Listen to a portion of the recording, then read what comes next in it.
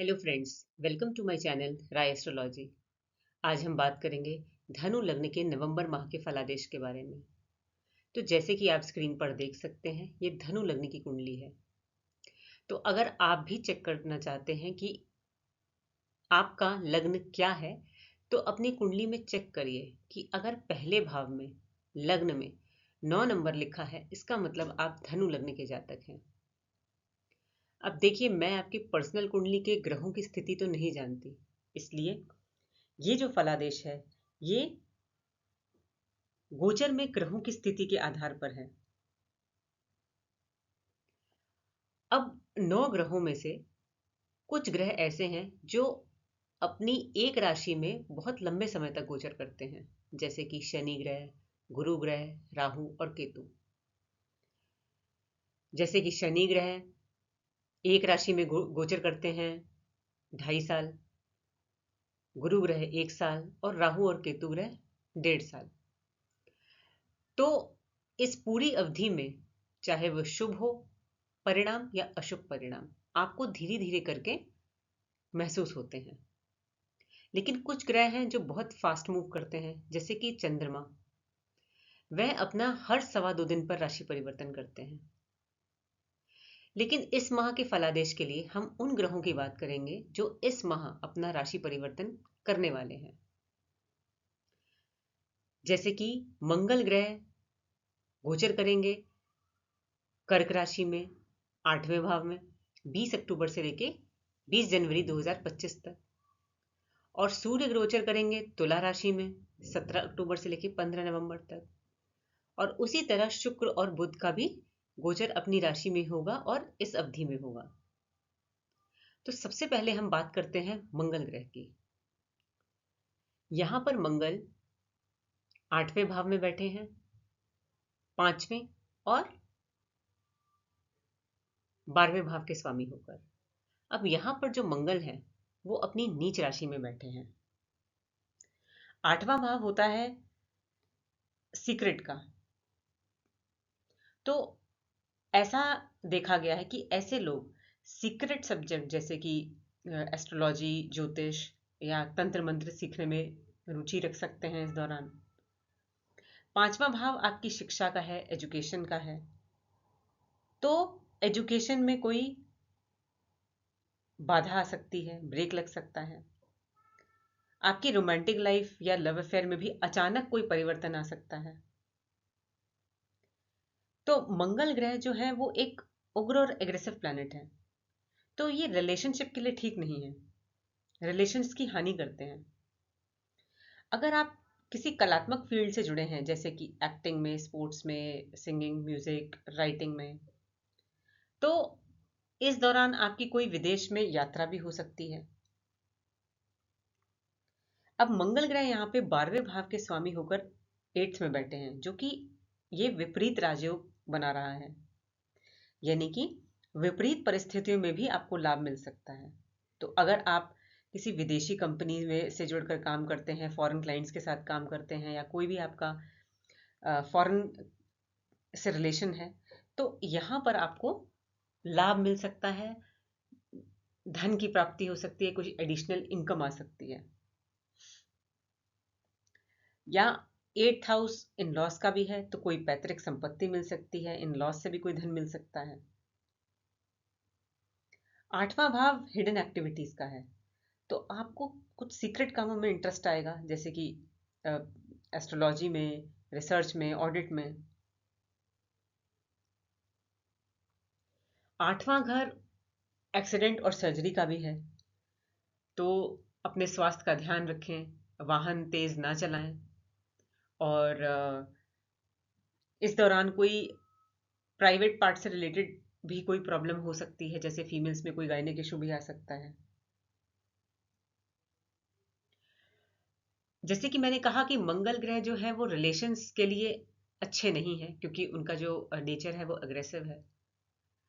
तो अपने बड़े भाई बहनों से और परिवार में किसी से कॉन्फ्लिक्ट करने से बचें। अब जो मंगल की दृष्टि है वो दूसरे भाव पर भी है, और यहाँ पर विपरीत राजयोग तो बन ही रहा है, 12th हाउस का लॉर्ड 8th में।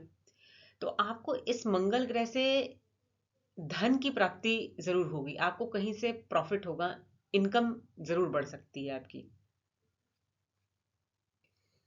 अब बात करते हैं सूर्य ग्रह की। तो सूर्य ग्रह आपके 11वें भाव में है 17 अक्टूबर से लेकर 15 नवंबर तक, लेकिन यहां पर सूर्य अपनी नीच राशि में है। 11वां भाव होता है हमारे लाभ का, हमारी इनकम का। तो यहां पर देखा जाता है कि अगर आप किसी बड़ी ऑर्गेनाइजेशन से जुड़कर काम करते हैं एमएनसी में, तो आपका वहां पे जो सीनियर्स हैं, उच्च अधिकारी हैं, उनके साथ तालमेल में कमी आएगी। आपके अंदर एक फॉल्स ईगो डेवलप होगा, आपको लगेगा कि आप ही सही हैं। अब यहां पर सूर्य नवम भाव के स्वामी हैं, तो इसलिए इस दौरान आप कोई हायर स्टडीज के लिए बाहर भी जा सकते हैं।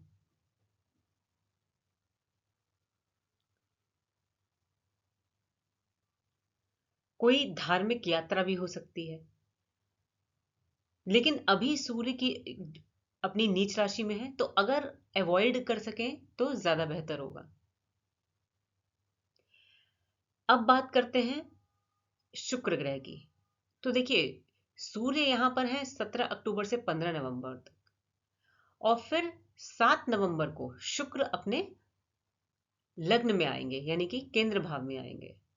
तो देखिए यहां पर नीच भंग राजयोग बनता है, यानी कि सूर्य की जो नीचता के जो प्रभाव हैं वो कमी आएगी 7 नवंबर से लेकर 7 नवंबर के बाद, क्योंकि सूर्य 15 नवंबर तक है यहां पर और शुक्र केंद्र में आएंगे 7 नवंबर को।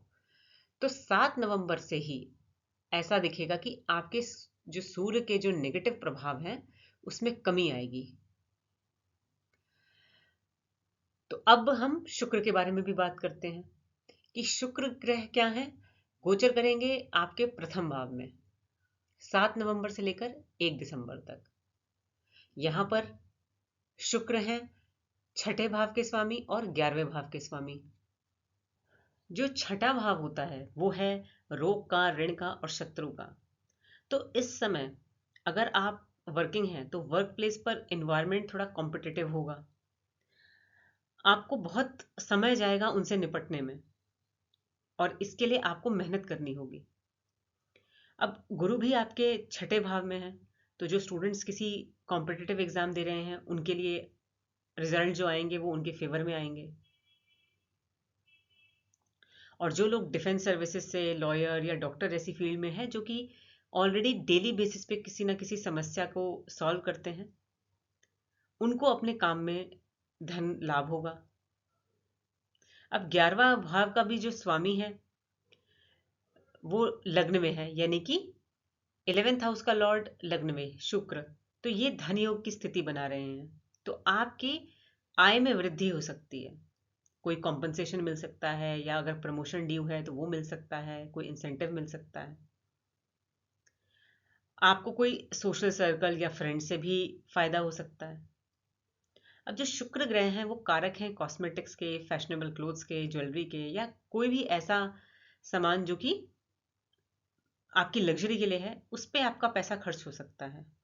अपनी ब्यूटी पर भी आप खर्च कर सकते हैं। और जब शुक्र लग्न में है तो वो सप्तम भाव को देख रहे हैं, तो जो लोग विवाह के इच्छुक हैं उनको भी अच्छे प्रपोजल मिल सकते हैं। बस ये है इम्पोर्टेंट कि विवाह के लिए ये भी पर्सनल कुंडली भी देखनी होगी कि एक शुभ ग्रह की महादशा, अंतरदशा, प्रत्यंतर दशा चल रही है या नहीं। अब हम बात करते हैं बुध ग्रह की। बुध ग्रह आपके गोचर करेंगे 12वें भाव में सप्तम और दशम भाव के स्वामी होकर। यहां पर जो बुध हैं वो अपनी समराशि में हैं। अब जो 7वां भाव होता है वो है लाइफ पार्टनर का भी और बिजनेस पार्टनर का भी। तो आप विदेश से जुड़कर व्यवसाय कर सकते हैं, तो आपको लाभ मिलेगा। बुध स्वयं भी एक बिजनेस प्लैनेट है, तो आपका दिमाग हमेशा बिजनेस में स्टार्ट कैसे करना है, या जिनका ऑलरेडी बिजनेस है तो उसमें प्रॉफिट कैसे कमाना है, इसी में लगा रहेगा। जीवन साथी के साथ भी आप विदेश जा सकते हैं। अब 12वां भाव स्पिरिचुअलिटी, मेडिटेशन और योगा का भी है। तो अगर आप इसको प्रैक्टिस करते हैं तो आपको अच्छे फल मिलेंगे और आपके मन को शांति भी मिलेगी, हेल्थ भी अच्छी रहेगी। आप अपने प्रोफेशन के काम से किसी फॉरेन ट्रैवल में भी जा सकते हैं, फॉरेन क्लाइंट से कम्युनिकेशन भी बढ़ेगा। अगर आप इस समय चैरिटी और डोनेशन करते हैं तो ये आपके को बहुत अच्छे फल देगा और अशुभ प्रभावों में कमी लाएगा। जो लोग विवाह के इच्छुक हैं उन्हें लाइफ पार्टनर किसी दूर जगह या विदेश से भी मिल सकता है। लेकिन अगर आप चाहे वर्क प्लेस पे अपना बिजनेस के पर्सपेक्टिव से या शादी के पर्सपेक्टिव से, बुद्ध कम्युनिकेशन है, तो जितना आप कम्युनिकेट करेंगे और जितनी क्लियरली कम्युनिकेट करेंगे उतना आपको रिलेशनशिप बेटर होंगे। अब हम बात करते हैं गुरु ग्रह की भी, क्योंकि एक इम्पॉर्टेंट इवेंट हो रहा है। गुरु ग्रह 9 अक्टूबर से लेकर 4 फरवरी तक आपके छठे भाव में वक्री हो रहे हैं, रेट्रोग्रेड हो रहे हैं, जिसका मतलब है कि गुरु ग्रह को एक एक्स्ट्रा बल प्राप्त होता है। उनके जो रिजल्ट देने की जो क्षमता है वो कई गुना बढ़ जाती है। तो अगर गुरु आपके छठे भाव में है, जो कि 1 साल तक रहेंगे, इस साल मई 2024 से लेकर अगले साल मई 2025 तक, तो जो छठा भाव है,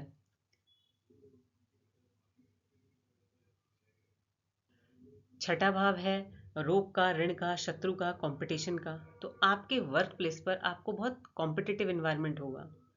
स्वास्थ्य पर ध्यान रखने की ज़रूरत है। अगर आप योगा या मेडिटेशन करेंगे तो आपके लिए, स्वास्थ्य के लिए बहुत अच्छा रहेगा। अब राहु भी आपके चौथे भाव में है, तो आप का जो पारिवारिक माहौल है वो थोड़ा टेंस रहेगा। माता के स्वास्थ्य का ध्यान रखें। और ये भी हो सकता है कि आप घर से दूर किसी विदेशी भूमि पर काम कर रहे हो। अब जो गुरु की दृष्टि है वो एक ब्लेसिंग समान है। तो गुरु की जो 5वीं दृष्टि है वो आपके करियर और प्रोफेशन पर पड़ रही है।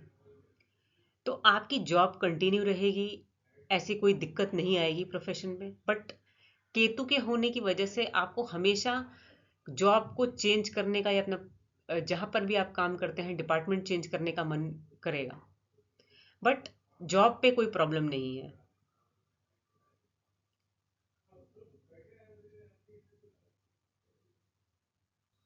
और गुरु ग्रह की जो सप्तम दृष्टि है वो भी आपके 12वें हाउस पर पड़ रही है। तो विदेश से जुड़कर अगर आप काम करेंगे तो आपको अच्छा धन लाभ होगा और फॉरेन भी आप जा सकते हैं। और नवम दृष्टि जो है वो दूसरे भाव पर पड़ रही है, तो इस दौरान फैमिली में कोई एडिशन हो सकता है कोई आपका विवाह हो, या जो लोग संतान के इच्छुक हैं उनको संतान की प्राप्ति हो सकती है। अब जब ग्रह वक्री हो रहा है तो वो अपने एक भाव पीछे का भी फल देंगे। तो यहाँ पर आपको 5th हाउस के भी रिजल्ट मिलेंगे। संतान की प्राप्ति हो सकती है या संतान से रिलेटेड कोई अचीवमेंट हो सकती है। अगर कोई स्टूडेंट है तो उसको एजुकेशन में वो अच्छा करेगा, कोई कंपटीशन क्लियर हो सकता है। जिन लोगों का लव रोमांस है उसमें भी मधुरता आएगी। अब एक और इम्पॉर्टेंट है बात यह है कि गुरु और शनि ग्रह जहां भी अपनी कॉमन दृष्टि से किसी भाव को जागृत करते हैं वहां से रिलेटेड इवेंट जातक को जरूर मिलते हैं। तो गुरु ग्रह यहां से सप्तम दृष्टि 12वें भाव पर डाल रहे हैं और शनि ग्रह अपनी 10वीं दृष्टि भी 12वें भाव पर डाल रहे हैं। तो आपका फॉरेन रिलेटेड काम कोई जरूर बनेगा, या तो आपका फॉरेन ट्रैवल होगा या फॉरेन रिलेटेड बिजनेस कोई आप करेंगे उसमें बहुत लाभ होगा। अगर मैं उपाय की बात करूं तो देखिए, लग्नेश है आपका गुरु ग्रह। तो अगर आप अपने लग्न के स्वामी को बलि करते हैं तो आपको अपने लाइफ के हर एस्पेक्ट में फायदा होगा, पर्सनल, प्रोफेशनल, मैरिड लाइफ। तो आपको ये मैं सलाह देती हूँ कि आप बड़ों का सम्मान करें, अपने गुरु, पिता, सीनियर्स का, और उनकी डिसरिस्पेक्ट बिल्कुल भी ना करें। अदरवाइज आप अपना गुरु खराब कर रहे हैं। और डेली बेसिस पे आप हल्दी डालकर स्नान कर सकते हैं। अब मंगल ग्रह के लिए भी आपको उपाय करना चाहिए। मंगल ग्रह एक उग्र और एग्रेसिव प्लैनेट है, तो इनके अंदर बहुत एनर्जी है। तो मैं ये सलाह दूंगी कि आप डेली एक्सरसाइज करें, जिमिंग करें, ताकि आपकी जो एनर्जी है वो सही डायरेक्शन में यूज हो और आपको अशुभ प्रभावों में कमी आएगी। अब ऐसे भी लोग हैं जो डेली एक्सरसाइज नहीं कर सकते, कुछ हेल्थ इशू है, तो आप लोग डेली हनुमान चालीसा का पाठ करिए। सूर्य के लिए आप डेली सूर्य भगवान को जल चढ़ा सकते हैं। तो ये थी जानकारी धनु लग्न के नवंबर माह के लिए। अगर आपको मेरा वीडियो अच्छा लगा हो तो इसे लाइक करें, शेयर करें और सब्सक्राइब भी करें, ताकि जब भी मैं कोई वीडियो डालूं तो आप तक ऑटोमेटिक अपडेट आ जाए। आज के लिए इतना ही। Thank you.